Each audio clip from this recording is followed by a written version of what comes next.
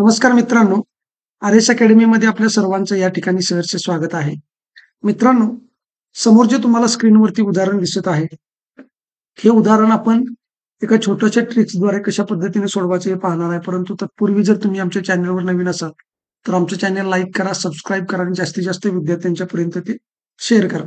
तर बघा, परीक्षेला जर अशा पद्धतीचं उदाहरण आलं, तर विद्यार्थी काय करत असतात, की त्यांना सूत्र माहीत असतात. कोणतं सूत्र आहे? तर सरासरी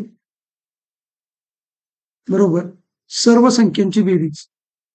सर्व संख्यांची बेरीज भागिले एकूण संख्या भागिले एकूण संख्या. परंतु बघा मित्रांनो, गणित छोटंसं असेल तर ठीक आहे. परंतु या ठिकाणी जर तुम्ही बघितलं तर टोटल किती संख्या आहेत? 19 संख्या आहेत बघा. 1, 2, 3, 4, 5, 6 असं 35 पासून जर 125 पर्यंत तुम्ही बघायला गेला तर या टोटल संख्या किती आहेत? 19 आहेत.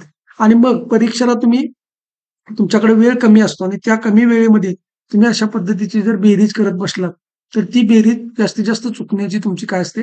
शक्यता असते. आणि अशा पद्धतीनं जर या सूत्राने असं मोठं गणित सोडवायला गेला, तर त्याला खूप वेळ सुद्धा लागणार आहे. मग अशा पद्धतीचं गणित जर आलं, तर आपण काय करायचं? तर या ठिकाणी मी तुम्हाला एक गोष्ट सांगतो, की या गणिताचं जर तुम्ही निरीक्षण केलं, तर तुम्हाला असं दिसून येईल बघा. 35 आणि 40 मध्ये 5चा फरक आहे. त्याच्यानंतर 40 आणि 45 मध्ये 5चा फरक आहे. 45 आणि 50 मध्ये या ठिकाणी 5चा फरक आहे. म्हणजे प्रत्येक संख्येच्या मध्ये या ठिकाणी कसं आहे? 5-5चा फरक आहे. प्रत्येक संख्येच्या मध्ये या ठिकाणी काय आहे? 5-5चा फरक आहे. मग अशा पद्धतीने जर फरक समान असेल, बघा, फरक जर समान असेल, तर अशा उदाहरणामध्ये काय करायचं? तर जी पहिली संख्या आहे ती आणि शेवटची संख्या या दोघांची बेरीज करायची आणि त्याला काय करायचं? भागिले 2 करायचं. मग बघा, जर या सूत्रानुसार जर गेला आणि या सगळ्यांची जर तुम्ही बेरीज केली, तर ती येते 1520. 1520 भागिले 19 जर केला तुम्ही, तर ते उत्तर किती येतं? 80 येतं. परंतु ही जी बेरीज आहे, ही बेरीज करायला तुम्हाला काय लागणार आहे? या ठिकाणी जास्त वेळ लागणार आहे. परंतु बघा, जर अशा पद्धतीने गेला, जर फरक समान आहे हे तुम्हाला आता कळालेलं आहे. पण फरक समान आहे, मग पहिली संख्या आणि शेवटची संख्या किती आहे बघा? पहिली संख्या आहे 35 अधिक शेवटची संख्या आहे 125 आणि भागाकारामध्ये 2 घ्यायचं. मग किती होणार बघा? 125 अधिक 35 बरोबर किती झाले? 160 आणि 160 भागिले 2 बरोबर या ठिकाणी किती झाले? 80. हे काय तुमचं असणार आहे? उत्तर असणार आहे. तर ही जी आहे पहिली संख्या आणि शेवटची संख्या भागाकारामध्ये 2 हे सूत्र कधी वापरायचं? ज्या वेळेला दिलेल्या संख्येच्या मध्ये फरक समान असेल त्यावेळेला काय करायचं? हे वापरायचं आहे. मग आता एक गोष्ट लक्षात ठेवा, फरक कधी समान असतो हे तुम्हाला कळायला पाहिजे. बघा, फरक समान कधी असतो? जर तुम्ही बारकाईने बघितलं, तर नैसर्गिक संख्या जर दिलेल्या असल्या तुम्हाला, नैसर्गिक संख्या म्हणजे काय? की 1, 2, 3, 4 पासून पुढे अनंतपर्यंत जर नैसर्गिक संख्या असतील, तर काय असणार आहे? याच्यामध्ये तुम्ही जर बघितलं तर फरक 1-1चा आहे.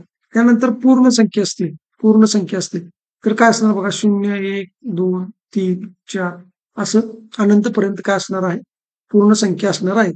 किंवा या ठिकाणी जर तुम्हाला समसंख्या दिली, समसंख्या बघा, 2, 4, 6, 8, 10 डॅश डॅश डॅश बघा, प्रत्येकामध्ये काय आहे? या ठिकाणी 2चा फरक आहे. किंवा एखादा पाढा जर तुम्हाला दिला, समजा या ठिकाणी मी लिहिलं, एखादा पाढा दिला, 3चा पाढा दिला समजा, 3 एके 3, 3 2 7, 3 त्रिके 9, 3 चौक 12 डॉट डॉट डॉट. तर याच्यामध्ये फरक बघा कितीचा आहे? या दोन्हींच्या मध्ये 3चा फरक आहे, या दोन्हींच्या मध्ये 3चा, या दोन्हींच्या मध्ये 3चा. म्हणजेच यावरून एक गोष्ट लक्षात ठेवायची, की ज्या वेळेस फक्त एक गोष्ट लक्षात ठेवा, की फरक समान असेल त्यावेळेला काय करायचं?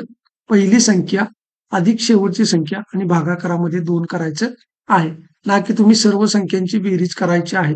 जर तुम्ही अशा पद्धतीने जर गणित मोठं आलं आणि सर्व संख्यांची बेरीज या ठिकाणी करत बसला, तर गणित तुमचं चुकण्याची चान्सेस आहेत. आणि अशा पद्धतीने जर गणित तुम्ही चांगल्या पद्धतीने ऑब्झर्व्ह केलं आणि जर तुम्हाला कळालं की यामध्ये फरक समान आहे, तर तुम्ही डायरेक्ट काय करायचं?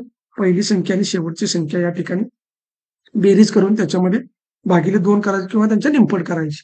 हे गणित तुम्हाला चांगल्या पद्धतीने समजलं असेल.